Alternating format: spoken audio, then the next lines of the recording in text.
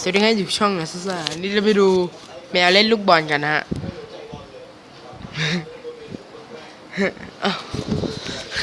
อันนี้เราจะมาติดตามชีวิตแมว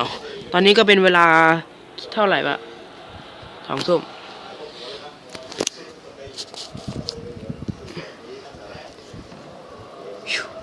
อ้าวไปไหนวะไปนู่นแล้ว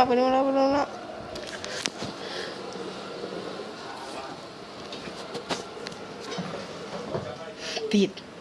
กล้องมืดมากเลยไปนู่นแล้ว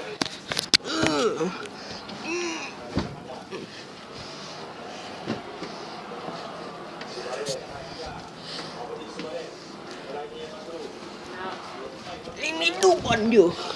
โอเค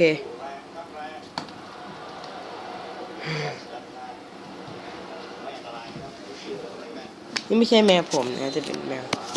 มันขึ้นบ้านผมได้หรือแมวใคร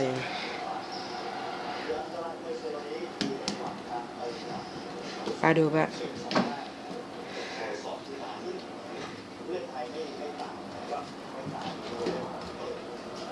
เข้าไปแล้วเอาไงล่ะ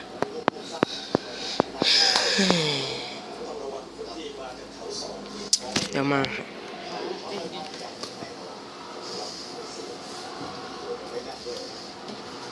แมวเตะบอล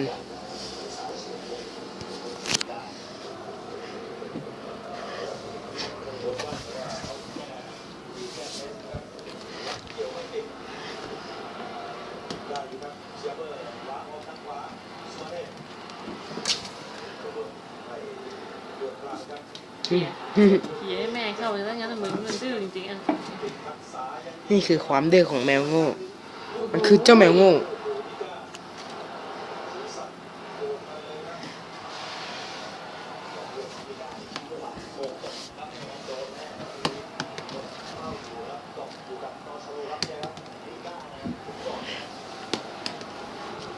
เดี๋ยว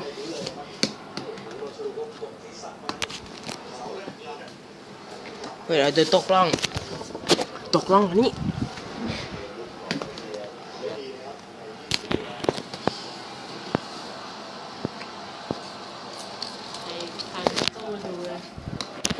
ต้องไปดูที่มีไฟดีกว่ากินมืดไป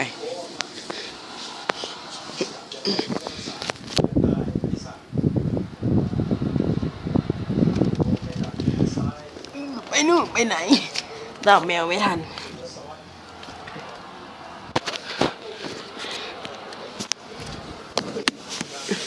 เราจะมาตั้งกล้องจับตาดูแมวกัน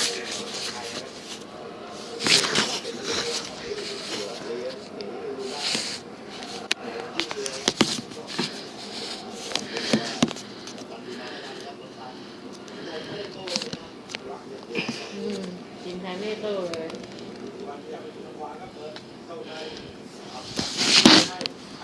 เร็วเขาเชียร์บอลกันอยู่นะอ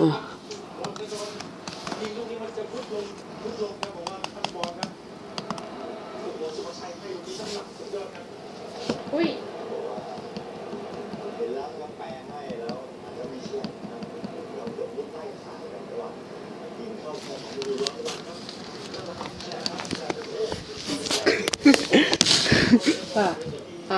มันปัดเข้านี้แล้วหาทั้งนอกใหญ่เลย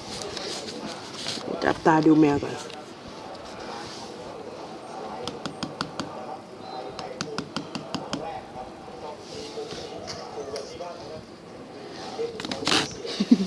กล้อง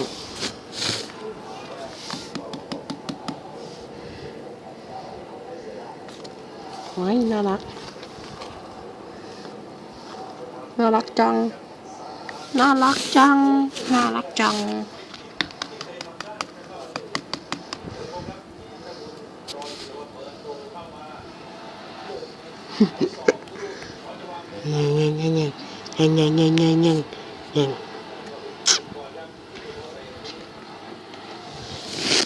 ไปเอา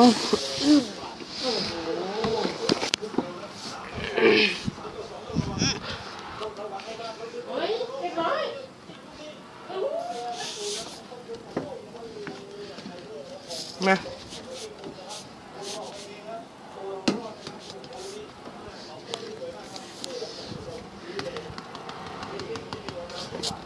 มันได้เร็ว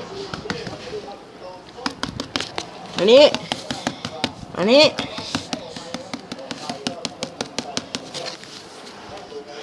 เชียร์บอลโลก ว่าไทยจะไม่รอดตัวเนี้ย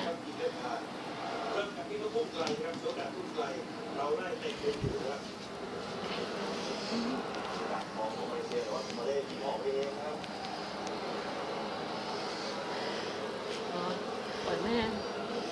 จัดการแมวขั้นเด็ดขาดจะมาเล่นกับแมวกัน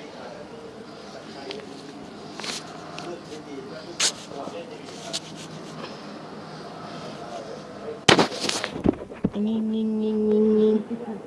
งิงงิงงิงงิงโอ้จะไปไหน ไปรอดตอนนั้นอ่ะ งิงงิงงิงงิงงิงงิงงิงงิงงิงงิงงิงงิงอุ้ยตามหน้าติดตามชีวิตแมวนะชีวิตแบบแมวแมวไปนอนเลยปะเนี่ยมันง่วงแล้วนี่คือท่านอนของแมวนอนบนพื้นบ้านนี่คือที่นอนมันไม่นอนมันมานอนตรงนี้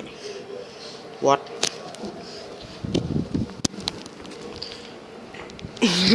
ไม่มีเสียงอะไรเลยจริงๆจะไปลากันด้วยท่าแมวไกวหาง